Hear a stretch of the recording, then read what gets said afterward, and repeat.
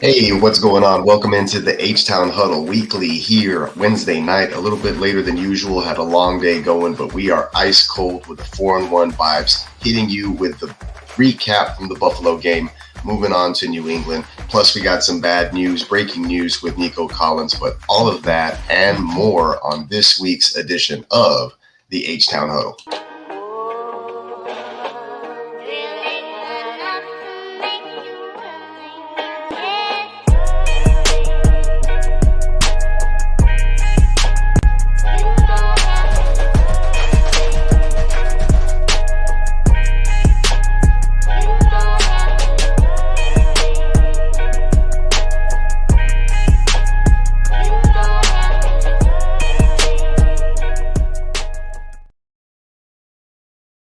Hey, and as I mentioned, appreciate everybody for being here with me on the late Wednesday night, a little bit later than usual, but you can catch the H Town Huddle every Wednesday night, 8:30 p.m. Central Time per usual. But like I said, just a little bit late today. I had a long day at work, but we're getting through it, just like the way the Houston Texans got through last week's game with Buffalo at home. But like I mentioned last week, if you guys didn't catch that, we did break out the H-Town Blue unis, which was awesome to see. The first time the Texans did that in team history, right? And so they were able to take care of business at home, jumped out to a great early lead early on, taking care of business, doing what they do, looking really smooth right out the gate.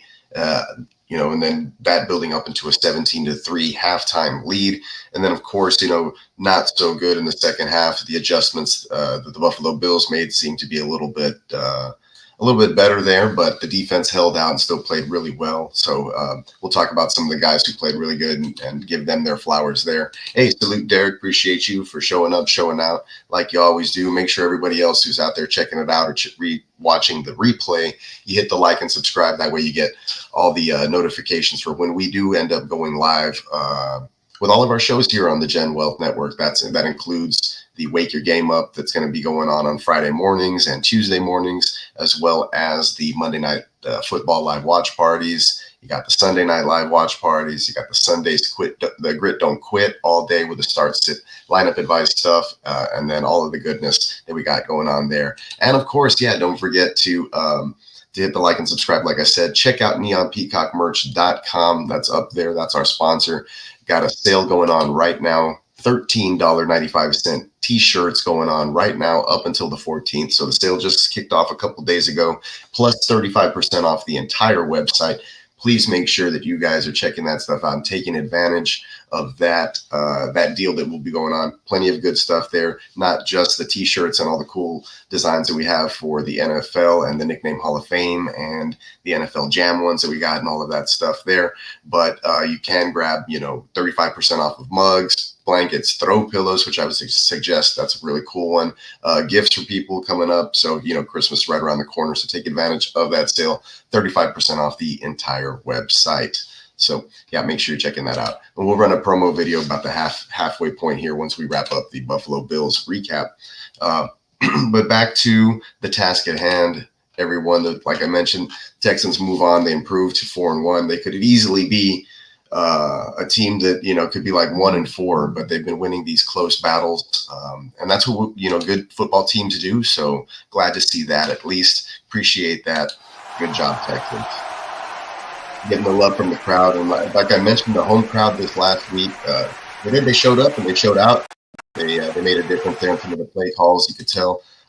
Texans offensive line played a lot better. I called for that happening. Hopefully that they could clean up some of the penalties. Zero penalties in the first half for Laramie Tunsil and company, keeping CJ Stroud clean. Those drives were moving. They were sustaining. They were getting points out of it. And so that's why you saw 17 points put up in the first half, looking really good there as far as the way the offense was going. Second half, though, adjustments were made. The offense didn't quite necessarily keep it as clean. I think there was like 6 or 7 penalties in the second half. So it was a tale of two halves. Texans got to put it all together, play 4 quarters of complete complementary football, but much better stuff that you saw in the return game with Robert Woods as opposed to Steven Sims, gifting away the football. Although Woods did field a couple of punts inside the 5-yard line, which you got to let those go over your head and bounce into the end zone, hopefully. But he also did have 2 returns that set up the Texans nicely that ended up leading to scoring points on those particular drives. So, it was just good to have a veteran presence there.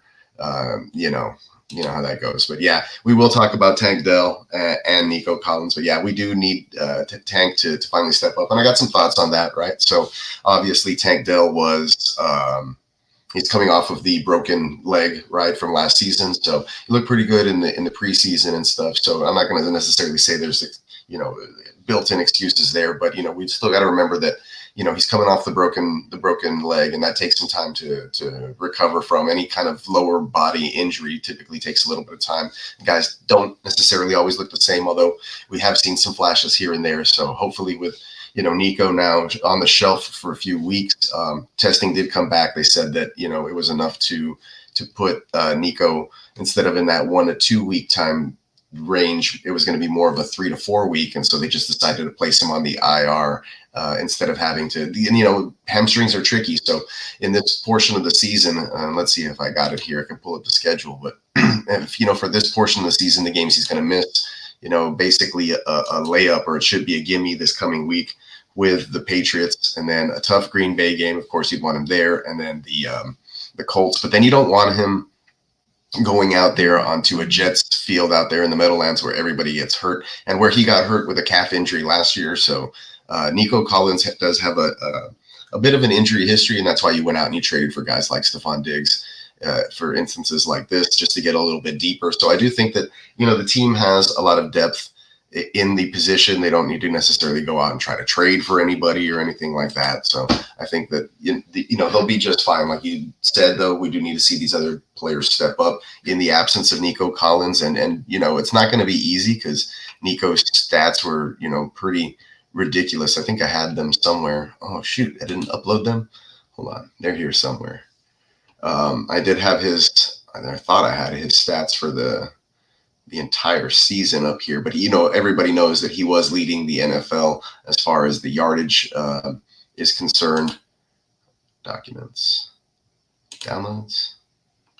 It would have been in this folder, but regardless, I don't know where they went. That's weird.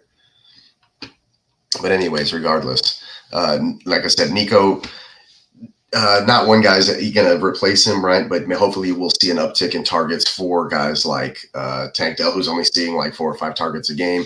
Dalton Schultz over the middle as well. A lot of the pass has been going to the backs, which is not something the Texans are known to do. So, but like I said, going back to the schedule, you'd probably get Nico Collins here for that Thursday night game versus the Lions. So instead of trying to have him kind of rush back in either between the Colts or the Jets here and maybe re-injure himself or tweak something, you want him back for that tougher part of the schedule. There should be the tougher part of the schedule there between teams like the Lions and Cowboys, right? And then the further half of the season, and then he gets that nice bye week again before the schedule continues. So I think this is a pretty decent, smart move. I'm not completely devastated as a Houston Texans fan by this. Like I said, this is why you went out and you got guys like Stephon Diggs, and now you hope that Tank Dell returns to form like he was last season and plays a complementary role on the outside there. So I think that they should be okay.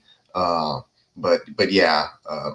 True. Let's see. You keep forgetting about his leg. Yeah. So not only that, right? So he had the leg that he's mending from. Then he got shot right over the off season, and then he got hurt. And this last game he came back from a chest and wrist injury where he got smacked, in that game versus the Vikings. So so he missed that Jaguars game, which should have been a good coming out party. And Nico just ended up exploding and doubling up in targets and all that. But yeah, I think Nico has close to 570 yards or something like that, just off the top of my head. So that's the thing, the injuries are starting to mount up. So let's go and take a look at the injury report. That didn't load either. Where did these save to? Oh, geez. I got to find that folder. See, and that's what happens when you're working late. And where did these save to? That's kind of crazy. Maybe all files? There you go. There they are. Injury report. Kyrie Fairbairn here. This one. Hopefully these are supported. Nico stats. There you go. Let's upload all these if we can. Perfect. Sometimes the computer will say certain files or whatever, and I had saved these as I don't know, random other extensions. Who knows? Anyways, so there was something I wanted to pull up. Oh, here we go. So here's some of the injury. Here's some of the injury stuff, and this is from my man Jordan Pun out there in Houston. Shout out to this guy. He's really good on the stats and breaking down film. He kind of doesn't do this a lot anymore, but he'll still tweet every now and then. But these are the guys that the Texans are currently without at the moment, and this is kind of goes back to like last year. They were, just putting next man up mentality. Whoever's out there, try to make do with it. And so this is going to be one of the things. And so no, Mixon is not back at the moment. He wasn't at practice. I'll pull up the official injury report here in a second. There we go. And so there it is. Derek Barnett, shoulder, didn't practice. Diggs got rest, right? You're going to need him. So he didn't practice, just the rest day for the vet. Kenyon Green didn't practice with a knee. That may be a good thing, to be honest, because Blake Fisher came in and played pretty darn well this last week when Titus Howard got hurt. Titus Howard dealing with a hamstring injury as well. Kamari Lassiter didn't practice with a shoulder. That's not good. He played fairly well except for that one play where I believe Keon Coleman was able to break a tackle and take it to the house. But if you take that away, I think he would have allowed like 30 or 20 yards on six completions underneath or something like that, or six targets. So he's been playing well for a rookie corner. Let's see, Kurt Heinisch was full. That's good. We've got him back from IR, so there's some depth there on the defensive line. Joe Mixon still not practicing with the ankle. Like, geez, I don't know what's happening there. They should have put him on IR if they're going to be doing this at this point. 2 weeks ago, and this is the thing, 2 weeks ago, he looked fine. I saw video of him out there on a Friday practice looking like he was going to try to suit up for the Jaguars game, and then he's not out there again. So holding him out, we are going to get Dameon Pierce back. I picked him up in one place over Cam Akers. I don't know if it's a good move or not, to be honest with you, because Cam Akers does look like a better runner, to be honest. They're just not giving him a full workload because they're using Dare in the passing game. So in full PPR leagues, to me, it's still Dare, but now this muddies the water with Dameon Pierce back. So it's another wait and see freaking week as far as the backfield is concerned for fantasy purposes there. But Dameon Pierce, like I said, he was back. He was limited. He is expected to play. Delshon Phillips was limited. He's a backup linebacker. Nothing to worry about there because Azeez Al-Shaair and H2 have been playing out of their minds. We still haven't seen Christian Harris or know if he's going to be coming back. He's basically like a week-to-week type of thing as well. Jimmy Ward, the Texans just can't have nice things. He didn't practice with a groin issue. Laramie Tunsil didn't practice with an ankle issue, but I think that goes back to him just being an old vet that's going to get Wednesdays off from now on. We're going to see a do not practice, then a limited, then a full on Friday, and then he'll suit up. And then Robert Woods' foot didn't practice, and that's probably, he's probably dealing with some foot soreness or something. He's like a 32-year-old wide receiver or something of that nature. So that's what we're dealing with right now, but it's week 5, and that's what happens. Hey, shout out to Bogart. He says, are we firing up the goon with a spoon? I feel like this is actually a big killer Cam game unless Mixon can make it back to on the other side. I mean, Mayday could make it a game on the other side. Yeah, Mayday, Drake, you mean? Not Drake. The sacrificial lamb, as I like to call him, Drake. Where is he? Here he is. So the sacrificial lamb. So, yeah, the Patriots will be starting the sacrificial lamb versus the Texans, who the Texans have one of the highest QB pressure rates in the NFL, and the Patriots allow the highest QB pressure rate in the NFL. So it's going to be bad for Drake May come Sunday. So that's why, given the news with Nico Collins and all this happening, I mean, might as well put him on IR now, get this stuff kind of, out of the way. You have, this is actually, you look at the first 5 games of the season, you didn't think that they'd be coming out of here, unless you were me, right? That they'd be coming out of here 4-1. I think a lot of people pegged the loss to the Colts in week 1. They said that they would struggle but beat Chicago. Then they'd probably struggle, maybe beat Minnesota because we didn't think they were good. And then they probably 2 L's, one to Jacksonville and one to Buffalo. So a lot of people thought we'd probably be like 2-3 at this point in the mainstream media still. So being 4-1 at this juncture, and then facing the Patriots next, then you have 2 winnable games after that, or 2 winnable games in this 4-week bubble where we know that Nico Collins is going to be out. And then hopefully, it's not longer than that, right? So hopefully you can stay afloat. It would be nice to have Joe Mixon back, lean on the run game. That way you don't have to rely on the pass catchers so much. But, it is what it is, right? You got to take it and just keep rolling with the punches. And unfortunately, like we said, Nico Collins, we're going to miss you, big guy, leading the NFL, killing everybody as far as, wiping the floor with other fantasy receivers and just putting him in your lineup and feeling super confident that, he's not going to give you a bust a week. Those days are at least gone for a month. So we'll make do. Like I said, there's other players to gravitate towards too on this offense. I think that Dalton Schultz is going to see an uptick. Stephon Diggs, obviously. Hopefully Tank Dell returns to form and he can contribute the way that Stephon was kind of doing, and maybe they'll move him around or put him in the slot. Who knows if Stephon stays in the slot? We got to see what Bobby Slowick does, how he's going to scheme this out. And so this first week, it's probably going to just be pretty plain and simple and try to just get these guys the ball and start basic with your new personnel grouping that you're going to have for this month. And then you can start, rolling out the little bells and whistles and the little nuances once these guys pick it up. I don't imagine it's going to be anything different, right? You're going to have maybe Xavier Hutchinson comes in and fills in the Nico role, right, on a lot of these certain packages at Heat. We saw him come in and have a couple of nice grabs this last game. So, we just got to see what Slowick does, how he decides to do that. And I think it's going to be a little more difficult when you're doing a running back by committee without Mixon. So the Texans, you still haven't seen their true identity since, believe week 1 when they played the Colts. So they're just going to, like I said, you're going to have to make do, the next man up kind of thing. And then we probably still won't see, the Texans at 100%, like that full 5-headed monster again until, late November, unfortunately. But, this could be a good thing. Hopefully the rest of the team can take this as see this as an opportunity for them to step up and make plays. Guys like Tank Dell, Xavier Hutchinson, maybe John Mechie can throw his hat in the ring and start making some plays. But this week in particular, I think it's going to rest a lot on the defense. They had a really nice game this last week, and we can go back to the Buffalo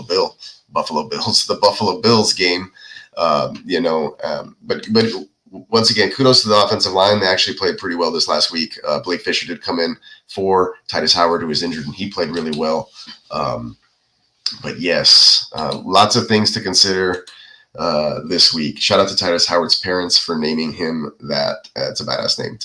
Titus is pretty cool. I'm not going to lie. That's pretty badass. Right, he should be on the IR. Yes, as far as Joe Mixon, that would have been nice instead of having to put him in the IR and then back onto your bench every week for fantasy purposes.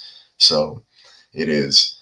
What the hell is going on with Hunter? Thought he'd be killing in Houston. He ain't be doing jack. As far as sacks, the numbers aren't there. But as far as quarterback pressures, the Texans lead the NFL. So both he and Will Anderson are just wreaking havoc as far as that goes. They're just not sacking the quarterback, but it's leading to quick errant throws, which is leading to the Texans basically no-fly zone because the Texans secondary, and I have it here somewhere. Here we go. The Texans secondary is, or their defense, is first in the NFL in opposing quarterback completion percentage through 5 weeks. So that means that so here, even in this picture, you're not seeing a sack per se, but, the quarterback is getting rid of the football, making errant throws and causing incompletions, which is turning into 3 and outs. And it's not showing up in the stat sheet, right? So regardless, being number 1 in that category through 5 weeks is pretty darn good.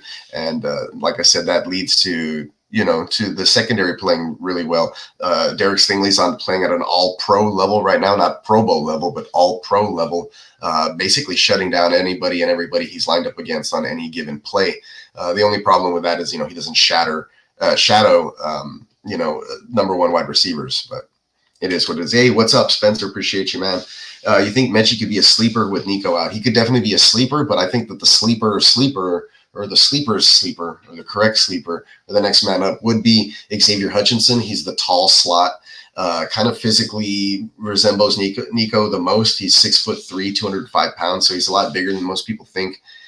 So I think that framework, as far as putting an X receiver out there on 3 wide receiver sets, it'd probably be him. I think Mechie fits more of the Diggs role, to be honest, and which is why you haven't seen a lot of Mechie or Mechie at all.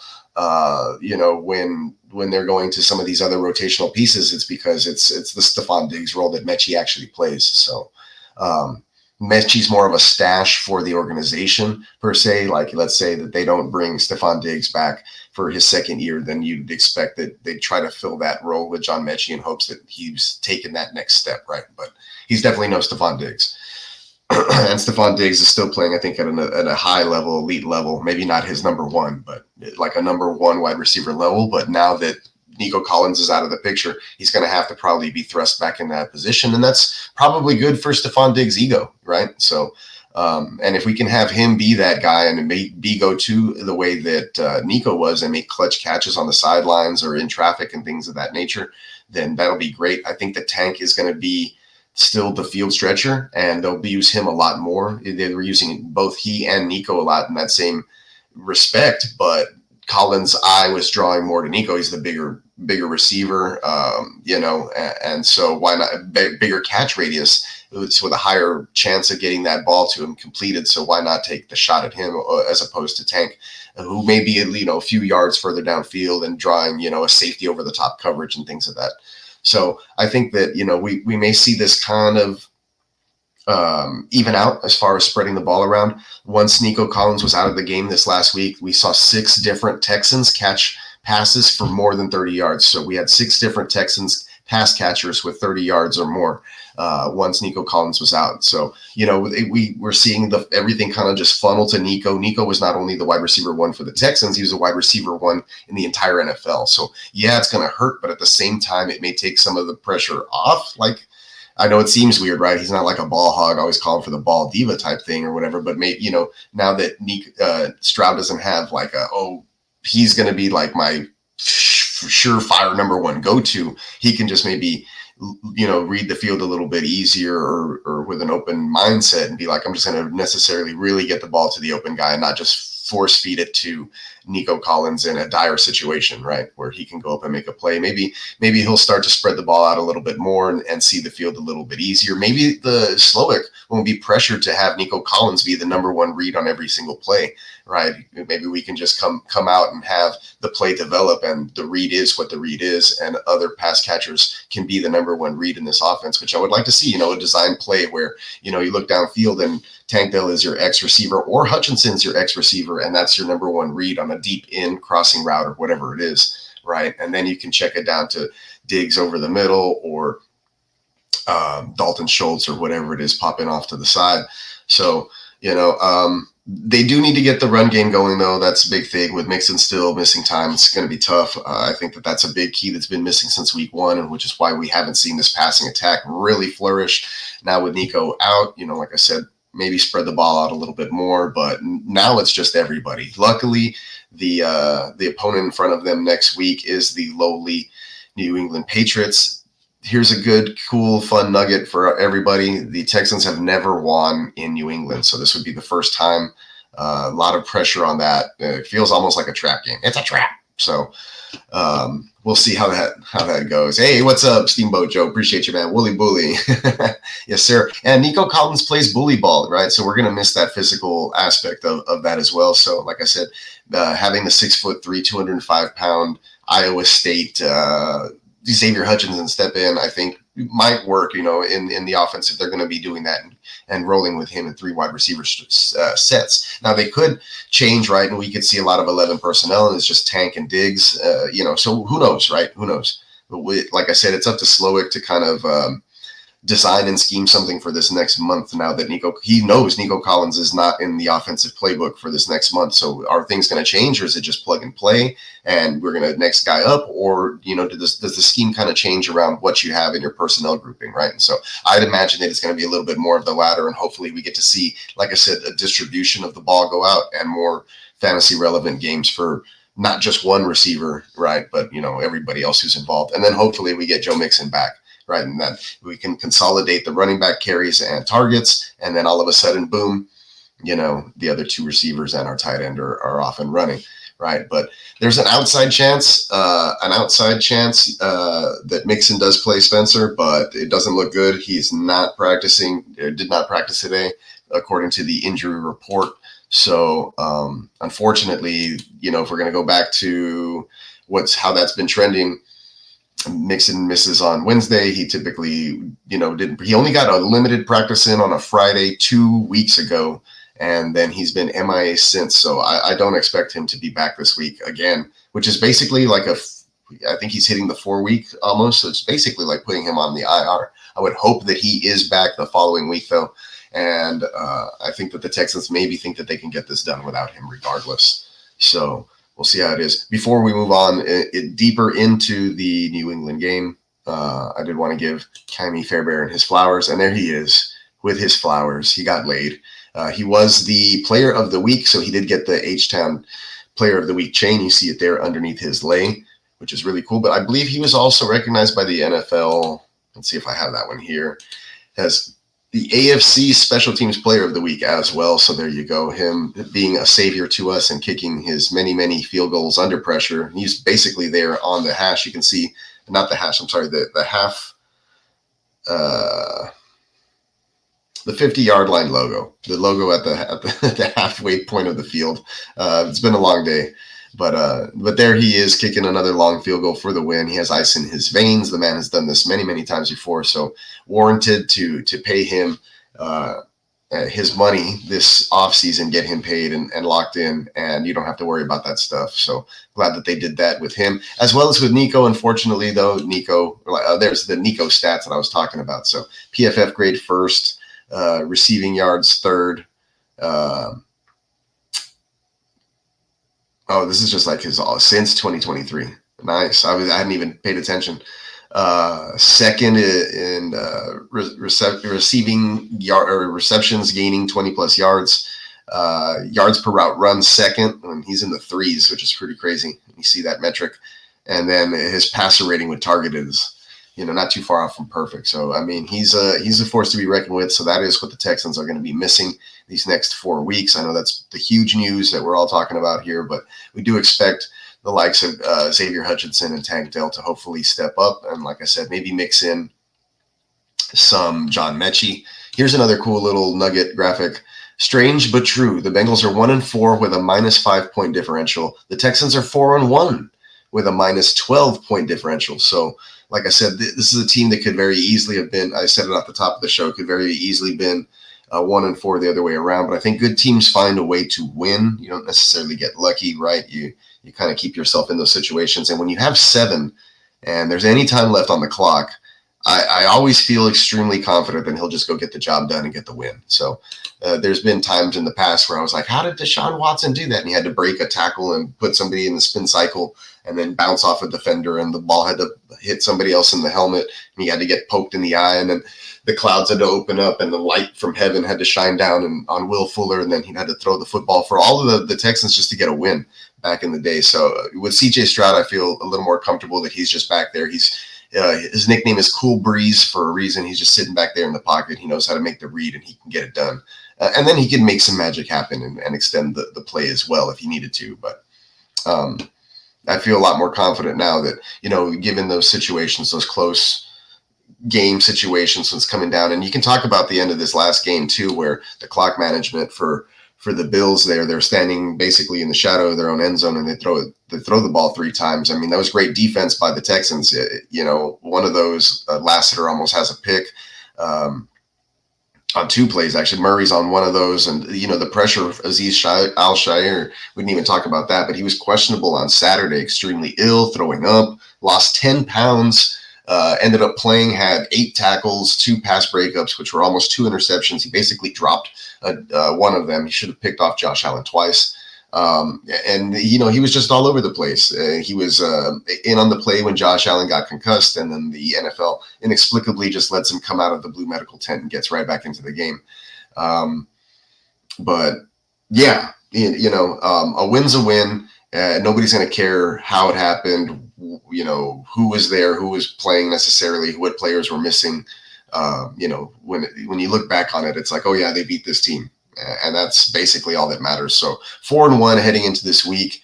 Like I said, with this a matchup with the Sacrificial Lamb, Drake May Day Parade, but it's going to be tough for him. And here it is. The Patriots' pass protections rank is basically last in the pressure rate, and pretty close to last in sack rate. And then the Texans, like I said, blitz success rate first, sack rate 6. So even though they're not even making a lot of noise, like Derek was saying, they're still way up there as far as the NFL is concerned about making some noise, against opposing quarterbacks. And like I mentioned before, I believe the Texans are first in the NFL in opposing completion percentage for quarterbacks. So the Patriots are doing a real cool thing and rolling out their rookie versus probably the worst defense to do it against. So that's tough. That's very tough. So pray for this kid. Pray for Drake May. I feel bad for him already a little bit, but I wouldn't also be surprised though. It's a trap. Trap games do happen. The last time the Texans faced a rookie quarterback in New England, they got their butts kicked. Tom Brady was injured. The backup quarterback, Jimmy Garoppolo, ended up getting injured and couldn't play. And rookie Jacoby Brissett shredded us for I don't know how many, like 28 points. I think he even ran a touchdown in. I remember this game vividly. And the Texans scored like 0 points. The defense just knocked the crap out of us. So any given Sunday, right, you can't just show up and expect it for the other team to hand you the win. That's why you play the game. But I do expect this to have a big part, a big factor. And I do think that the Texans defense, no matter how bad the Texans offense may be on the struggle bus there, I do believe that their defense should carry in this game regardless and give the offense plenty of opportunities to try to get things going, try to find a run game, try to find other playmakers other than Nico Collins, and get the win in New England and come back home 5-1, ready to play, or come back home at least to practice and get ready to get back on the bus and head over to Green Bay, right? So it is what it is. Let's see what's going back up here with the chat. I missed a couple of these. Get your point. Give the depth guys a chance to shine. Yeah, for sure. I don't see the Texans making a trade for any wide receivers. Like I said, they have a stacked wide receiver room for a reason. So let's go ahead and see it. Give everybody a turn there. It could work in your favor. Last year, you guys had to rotate guys like that, and it was harder for the defense to game plan. Yeah, and I think that's when we saw the emergence of Tank Dell. Well, not necessarily, right? Like he kind of came on in week 3 or 4. And then he got hurt in week 9, and then we saw the emergence of Nico Collins, right, after that. But then there was guys like Noah Brown and Robert Woods, and every week was somebody different, somebody else pitching in. So definitely needed that next man up mentality to keep showing up. It's quite reminiscent of last year, not having the full complement of weaponry. Yeah, it definitely does feel that way, and which is why this year I feel a little more sense of calm. And CJ Stroud was talking about it in one of these post-game interviews, saying like, hey, this is the NFL. It's not necessarily the way it always works in college. You're not always going to have everybody fully healthy, and it is just, next man up, who's going to be there to make those plays. And so he talked really nicely about guys like Xavier Hutchinson and Tank Dell. Obviously, he's been saying Tank Dell is one of the best wide receivers in the NFL. Well, now it's time to put it out there on the field and really back it up. Now you have no excuses to not get your boy the ball. So let's, now with a full week of game planning, knowing that Nico Collins isn't there, let's get some Tank Dell targets, man. Let's get 8 to 10 targets for Tank Dell, and let's have him catch more than 50% of them, please. Let's get him into the end zone. That'd be really nice for once. So if we don't see that this coming week, I'll be a little bit worried. Unless it's like, Tank Dell was the true X. He took over the Collins role. He saw Christian Gonzalez the whole game, and the plan for the Patriots was to shut down Tank Dell. If that's the case, then I'll be like, all right, I'm giving him a pass. But if he doesn't give me 10 double-digit fantasy points and or a touchdown, he's definitely like a sit until I see it player. But this should be a game after he had one full game in his back pocket after coming back from a chest injury, and a full week of game plan with no Nico Collins. This is the time to get it going, right? This is the time to get it going. And I agree with Derek here. It's the Diggs and Dell time. Let's go. It's time. You got a whole month to do it. Let's do it. Let's get to it, right? AKA the meat slab. Pause. What? Oh, hold on. The beef brisket. The grilled beef brisket was the first and only black quarterback to start for New England. Oh, wow. He made history. Okay. Interesting. Diggs to the moon. Yeah, so hopefully that works, man. Hey, what's happening, Song? What is happening, bro? Appreciate you for showing up, pulling up, man. Okay, here we go. Let's see. That win was so important to both these organizations, intent on being in the offseason. If it happens that way, you guys will host. Yeah, the win between the Bills and so yeah, this last game was extremely important. It was a AFC, race for home field advantage, basically, right? And so now the Bills are losers of 2 in a row, and they're reeling. And I had put that one on my Twitter not too long ago. Anyways, I think I showed it the other day when we were doing stuff, and I also showed the Chucky thing and a couple other stuff. But yeah, I think that's pretty much it as far as talking about the Bills game. The fallout from Nico Collins, right? We have Tank hopefully stepping up. So all of these are the major storylines that are going on with the Houston Texans at the moment, right? The running back room still in shambles, but they're getting some play out of them here and there, right? So let's see. I got to put that Chucky thing on his shirt. He looked crazy. Yeah, he did look crazy. You guys want to see that? It's John Gruden talking about CJ Stroud versus the Jaguars. You can look that clip up. It's on his YouTube. It's also all over Twitter. It's just super hilarious stuff to see. So, but yeah, talking about New England a little bit, going up to New England. Like I said, the Texans never won there. You can go all the way back to the infamous J.J. Watt and that crew wearing Letterman jerseys for the playoff game. The close playoff loss with I can't even remember it, with Brock Osweiler as the quarterback. Will Fuller dropping a touchdown pass. So anyways, there's a lot of bad history there with New England. But obviously the big revenge narrative that nobody's talking about there is Nick Caserio heading back to his old stomping grounds where he won so many Super Bowls with the organization. So now he's going,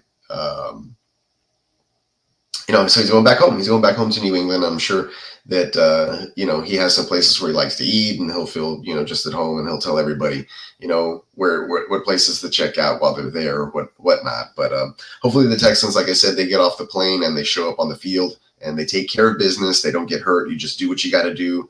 You run your basic stuff. You get, your playmakers going early, and then you don't take your foot off the gas, right? And you get home and you get back on the bus and everything's good and you're on to next week. Because like I said, this could become a trap game versus New England, and not very good this year. And typically it's always been the other way around historically. So this is just something that you don't want to, have your sights set on, looking past this. You want to continue the same kind of routine, one step at a time, take care of this opponent in front of you, come back home 5-1 and get prepared for Green Bay the following week. But other than their 2 running backs having fumbling problems, we did see Stevenson break off a nice run this last week. Jalen Polk is somebody there who, we kind of like coming in as a rookie wide receiver coming into the season. Maybe keep your eye on with May. Now he finally gets a start. I don't think this is the time to be super confident in firing up a Jalen Polk in your fantasy lineups, although he had a decent week last week, I believe.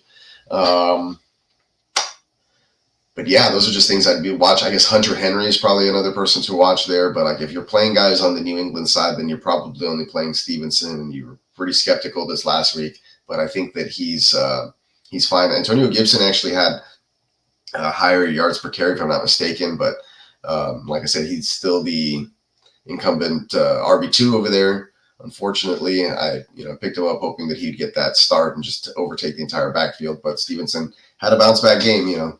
They said, you're going to get benched. No, you're not. Wink, wink. And so he was able to still hold on to his starting role over there, I believe. So that would be the only solid play in fantasy. I think you could possibly flex Gibson, but the Texans do not allow much yardage to running backs. They saw him semi-bottle up James Cook, although he found the end zone. But I believe if it wasn't for that, he wouldn't have had many rushing yards or points, right? So him falling into the end zone really helped. Not necessarily falling in. He worked hard for that touchdown. I believe it was like an 8 or 7 yarder, but still. Still, they, like I said, I think they allowed maybe like 50 or so yards. You can pull up the James Cook rushing line. But yeah, they don't do much on the ground running backs, that is, versus the Texans defense as well. Texans actually have a stout defense. Numbers are starting to show it. I think if the offense can stop turning the ball over, I know CJ's threw for over 300 yards. He did have a pick late in the game, plus a fumble on 2 drives where they could have just put the game out of reach completely. They allowed the Bills to not only tie it, but actually come back and have a chance to win. Unfortunately, the Bills' stupid-ass clock management towards the end of the game gave CJ Stroud, I think, like 38 seconds or 40 seconds. We know that if you give CJ Stroud like 25 seconds and a timeout, that's still too much time for him to move the football down the field and get a field goal. And that's how they ended up winning. Thank you, Kaimi Fairbairn, Player of the Week, like I said in recap. But I don't have much more for you guys on that. I do have a question from the chat, and I'm going to probably use one sound effect tonight, which is good. Let's go ahead and do it. Where's it at? Shit. Hey there. I got a question from Song. He says, sit one, Kirk, Dontavian Wicks, or Tolbert?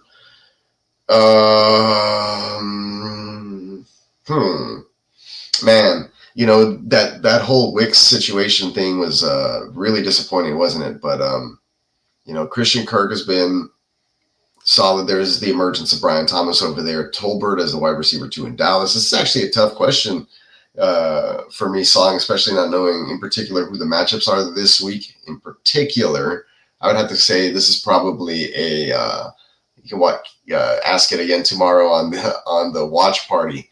But as of right now, I'm just being biased, and I'll probably be sitting Wicks because he didn't show it. I don't know what the number of targets was. I think he was still pretty high up there. I wasn't able to pick up Wicks or play him anywhere, or do I have any shares of him? So I wasn't entirely sure of his line. But yeah, that's a tougher question for me. But like I said, I'd probably be leaning that way, hoping that Tolbert just kind of continues to step in there with the injury to Brandon Cooks. And then Christian Kirk, I've always liked. I thought that he's pretty good. So we'll see what's up. Steamboat, what's up with Will Anderson? You think the sack totals will start to rise, or is he not of the caliber of the other top 3 picks like a Bosa and a Hutchinson? No, like I mentioned, I think that this is just a thing in general with the way that they run that defense. They get the pressures. They want to keep contain. And so if that means that the other guys can get pressure up the middle and get sacks, if you see where the sacks are coming from for the Texans, it's on the interior line. So I think that with Hunter and Anderson, they're just really pinching the edge, causing the pressure, forcing the QB to step up, and then that's what's either causing an errant throw or a sack from the interior line. So until offenses are willing to like kind of just, you know, eat that, I don't think that the numbers are going to necessarily just like show up all of a sudden. I think they'll be steady, and we're going to get some games down the line where, you know, they'll start hitting home. They need to start hitting home. But the pressure rate is super high still. They blitz, I think, like 40%, and then the pressure rate on those is really high as well. So when they're bringing the pressure, it's getting there. They're just not finishing the play with sacks, unfortunately. They're turning in, and I mentioned it off the top of the show, it's turning into incompletions for quarterbacks. And that's, instead of sacks, quarterbacks are being smart. They're getting the ball out. And so the Texans defense, instead of getting the sack, gets the incompletion for the quarterback. So that's what happens with that, unfortunately. I wanted to use some more sound effects. But yeah, Nico Collins to the IR. That one hurts. Let's see. We're talking about that completion, the pressures, and Will Anderson. I had the graphic up here. Here it is. So yeah, they're first in the NFL in opposing quarterback completion percentage through 5 weeks. And there you see it, you know, you have defenders wrapping up the quarterback. Typically Will Anderson is there bringing some guy down, but the ball is getting out, or, you know, it's been dumped off, or it's an incompletion, or it's been thrown away, or it's an intentional grounding, which I've seen a lot of versus the Texans as well. So I think it's just quarterbacks are being a little smarter about getting rid of the football. I think the pressure is still there. I think that he's still an elite talent, and people have to pay attention to him. And he got double teamed a lot last year, so that's kind of what happened with his numbers. I haven't been paying attention to too much this year, but like I said, the sacks have been coming for the Texans defense on the interior line, which is crazy. Damn, I never thought about that. That kid Settle has been killing it in the interior the past few weeks. Yeah, I saw you pick him up too, and it's true. Like Tim Settle, Mario Edwards. We're going to get Nico back from suspension this week. So that interior line is really stepping up and playing extremely well. And I think it has to do with the two edge guys just doing their job, rushing hard, pinching the edges, keeping contained, and just trying to close the pocket and make the quarterback step up into a hit. So Mayday does have some wheels, but with that bad line, I swear the Nightmare Fuel is going to hit home hard this week. Yeah, so if to go back to Steamboat's question, I think that, I'm guessing we're going to see a Will Anderson sack this week. If I had to put money on a prop bet for this game, it would probably be that Will Anderson gets a sack. And hopefully, the Texans turn the ball over and make the Patriots turn the ball over. They haven't been necessarily taking the ball away. They had a couple of opportunities this last week. They didn't turn the Jaguars over the week before that. So I think they're due. And, this is a great get right game for everybody. It's like, hey, we're 4-1. That's great in itself, but a lot of people are like, we haven't seen the best of the Texans. I think this is one of those, hey, let's go in here. This is the personnel that we have. Everybody come in, do your job. Let's get it done correctly. Let's look sharp, and let's play 4 quarters of clean, good football. And we'll feel really good about everything, heading forward, being 5-1, regardless of the situation and the personnel. So that's the goal, right? Obviously every week, but we do need these guys to step up. Nightmare Fuel needs to get after it. These guys are scary, and it's but just looking scary isn't enough to get the quarterback down and turning the ball over, right? So hopefully, like I said, they get it together. Hopefully these guys on the offensive line can keep everything clean. When CJ has time, we can see him wreck, and when CJ has time and they're wrecking, then that's good news for guys like Stephon Diggs, Tank Dell, and the likes, right? And sweet Nico, we're going to miss you. We're going to miss you. Sweet Prince, get well. Take it easy. Heal up. Don't be a freak. Don't be a freako. Just chill. And we saw, before he popped up on the injury report before the Jaguars game with a hamstring injury, played through it. And then he was just too fast on that long 67-yard walk-off touchdown run where he didn't return. I think they just did it. And so, like I said, the initial test, they thought he went from questionable to return, to out, to day-to-day, to week-to-week, to IR, to, his funeral's next week. But hopefully he comes back once those 4 weeks are done. Like I said, the testing revealed that the damage was, I don't know if they did MRI or if it was like a touch test or a range of motion, or the soreness today was, way more intense than it was on Monday or whatever. But hopefully he comes back within the allotted time when he's eligible to return. We get a 100% healthy Nico Collins, who didn't have to play on MetLife Field in New Jersey on a short week, right, on Halloween night, and can come back fully ready to go, geared up, ready to rock versus the Detroit Lions at home on a Thursday night, right? So hopefully that's the game plan, right? The Texans are just being extra cautious, super smart. Hey, we need you. Like we got through the first third or quarter of the season, you're going to miss this little chunk, then we're going to make a good push and be good and ready to go with you 100 for the playoffs, right?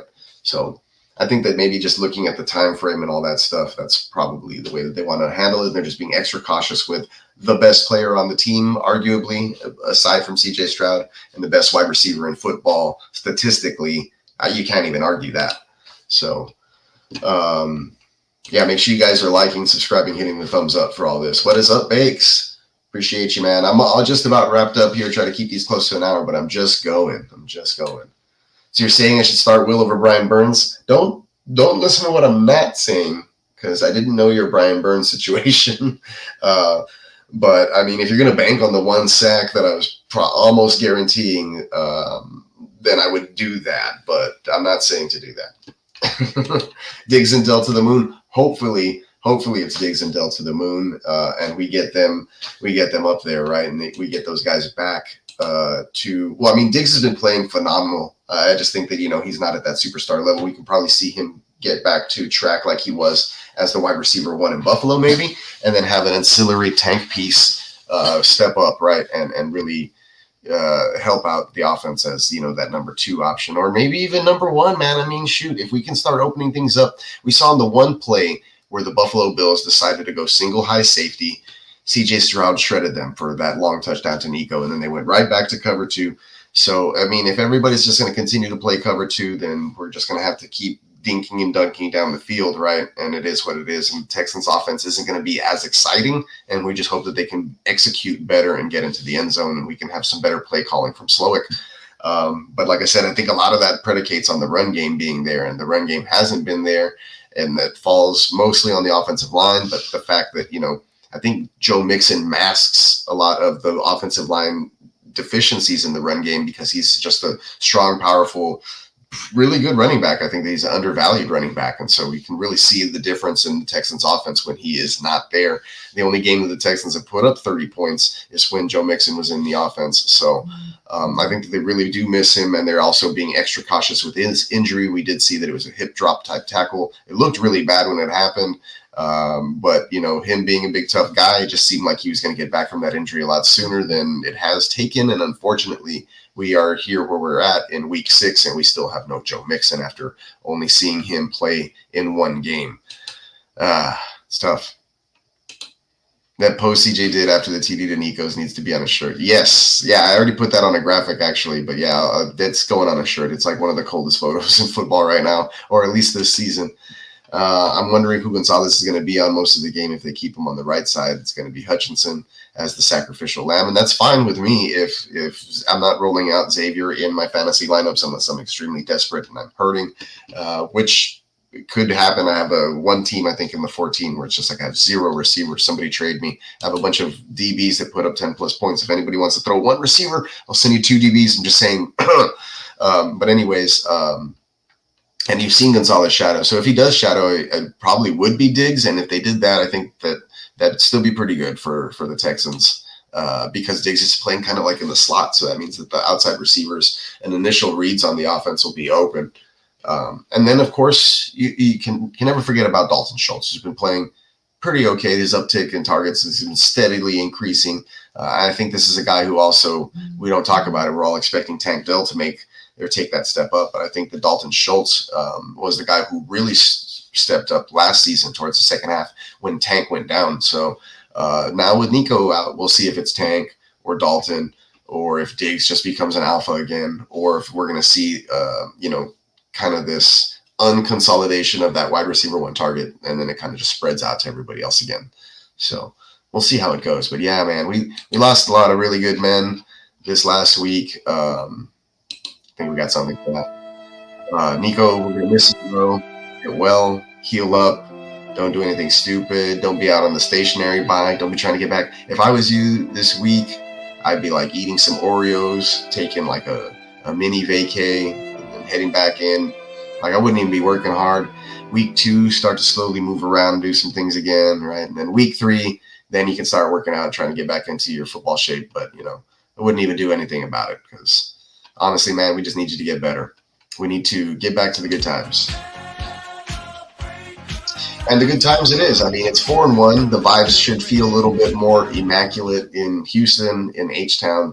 But, we're just used to like things just breaking down and like shit hitting the fan all of a sudden all the time. So just really crossing our fingers and hoping that we can keep trugging along, pushing the wins into the win column, and being hopefully the cream will rise to the top, right? And we get everybody back fully healthy and we're ready to roll in the second half of the season. Still really early, barely week 6 out of the 18 scheduled weeks that we have in the NFL as far as the regular season goes. And then it's a whole new season, and that's what these guys are essentially playing for, is the playoffs and the Super Bowl.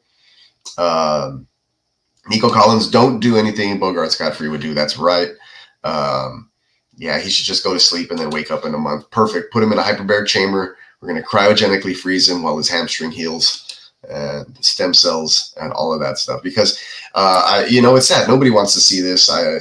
Texans fans and NFL fans alike, Nico Collins is a wonder to see. He makes amazing catches. It's just really fun to watch play football. And that's because he doesn't really talk a lot. He's a big, kind of quiet, dude who just goes about doing his business. And,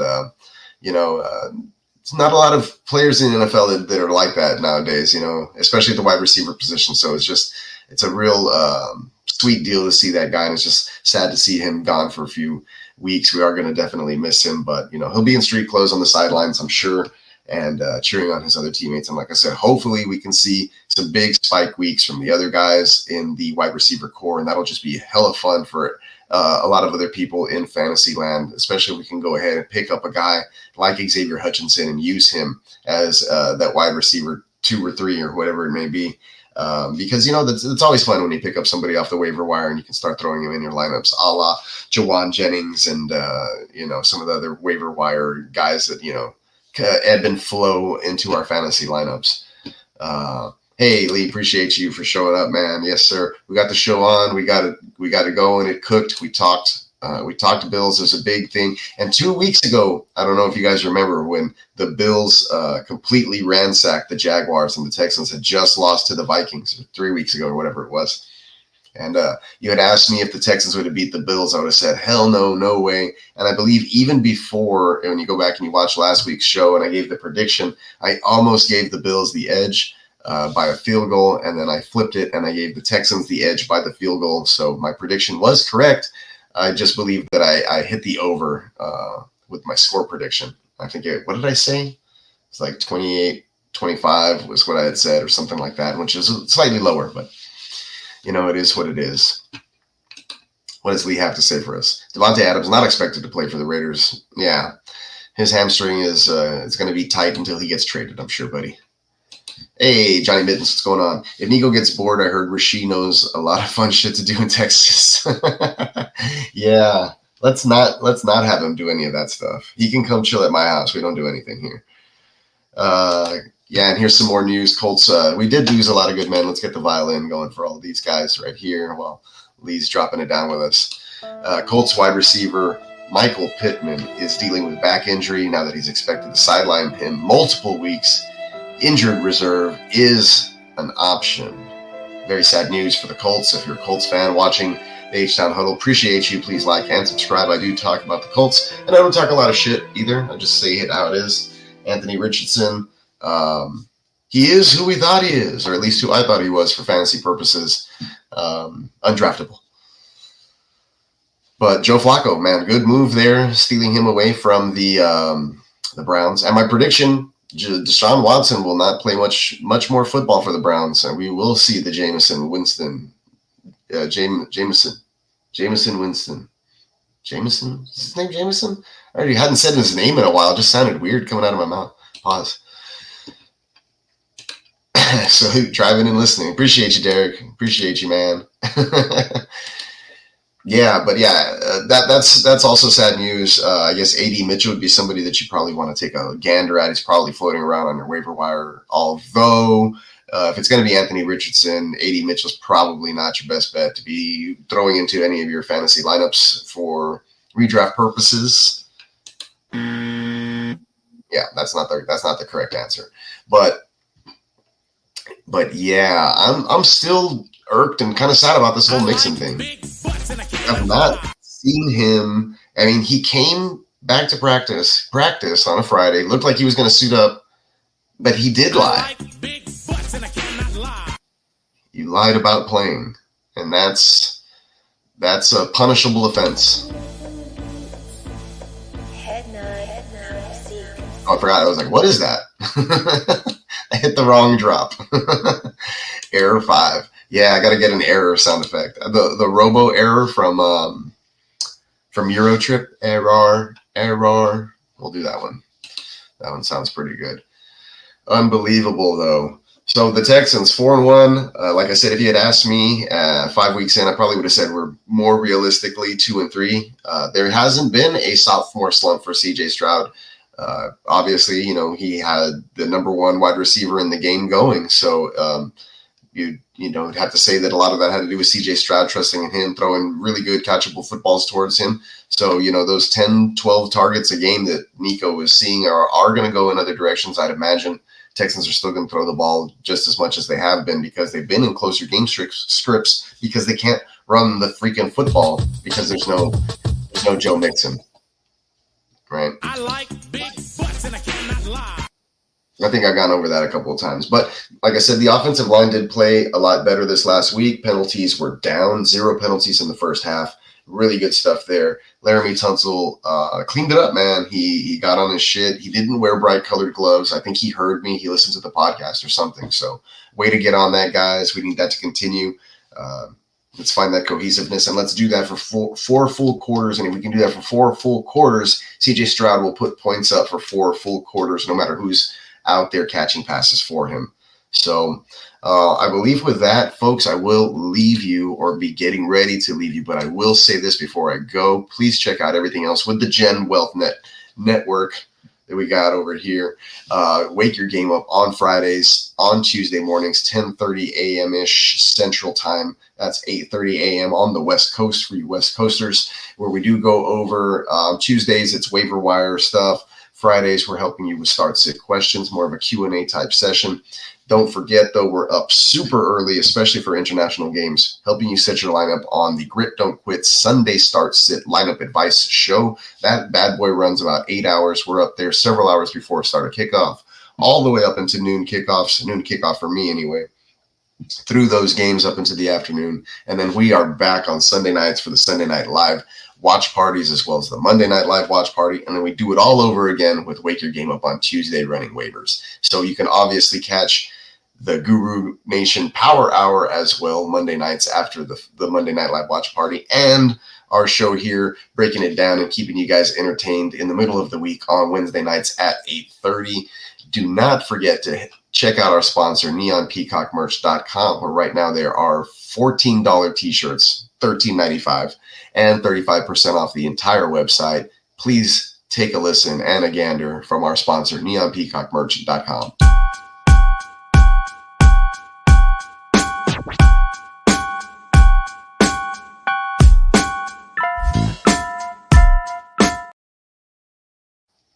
Oh, I cut the video short. Sorry. Well, you get the gist. But anyways, I was already jamming. You guys were jamming too. But yeah, go check out the website. No need to run the whole minute-long deal, right? But $13.95 t-shirts. 35% off the entire website. That didn't work. 35% off the entire website. Wow. Okay. Talk about a combo breaker. Here we go. What did he say? Johnny Witten says, don't hurt Drake too bad this weekend, K. Need him down the road. Yeah, for sure. Hopefully, we'll talk to the offensive line out there in New England, but hopefully they can keep them upright, or they, maybe they'll just run the ball and try to get out of there pretty quick too. So if they can do that, I'm not mad at it for fantasy purposes, right? Let the clock run. Let's go. Everybody get out of there. Nobody get hurt out in New England. And let's get it. Yeah. Oh, and this is the one that Bogart and I were looking for a while. Yeah, so hopefully we won't be back playing that one, and the Texans are 4-2 all of a sudden in a trap game. We hopefully they go out there, they take care of business. Boom, shakalaka! And then, like I said, they're right back to it. So appreciate you guys. I guess we'll put a bow on it, call it an evening. Till next time.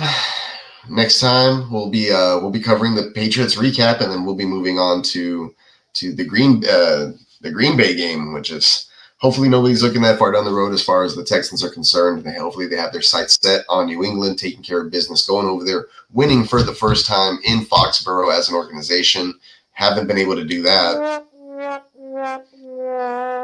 in 20 years of existence. I know they haven't met a whole bunch of times. I don't know exactly what the full win-loss deal is. I think the Texans have only beaten the Patriots like once or twice in my existence, probably twice. So, yeah, and Houston, Green Bay is going to be one of those, man. It's going to be one of those battles, man. It's going to be epic. So, when we get there, we'll get there, but we got to take care of business over here first.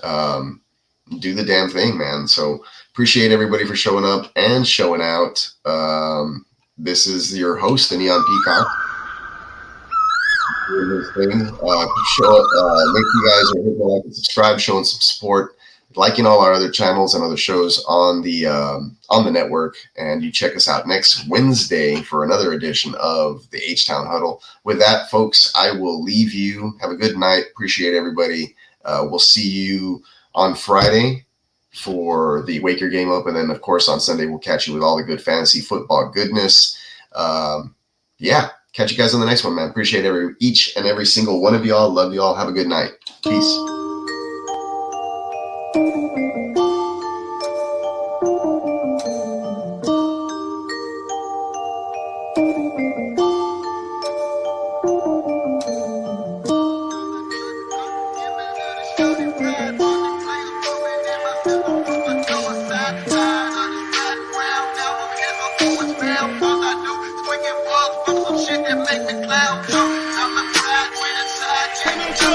It's special. We saw that practice. We practiced off this week, man. Them boys are tired. Let's keep it up this week, man. Texans!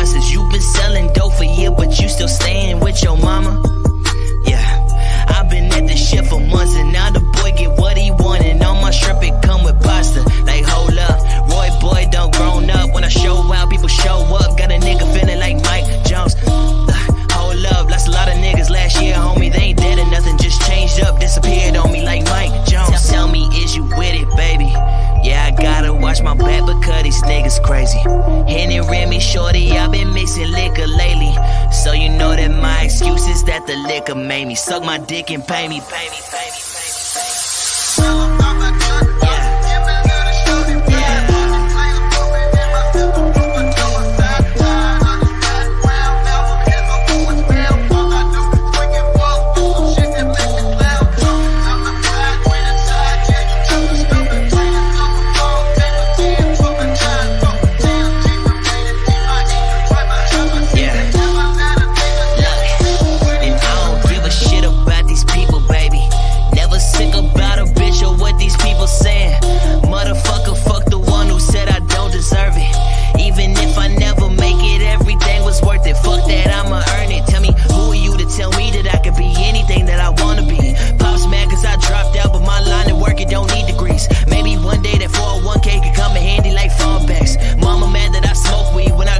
She don't call back like, damn. And my brother's always busy. That's why shorty fucking with me. She the only one that give me. Yeah. And I rode this here for 2. I just hop up in the whip. I hit up 6. She smoke it with me. Little bitch.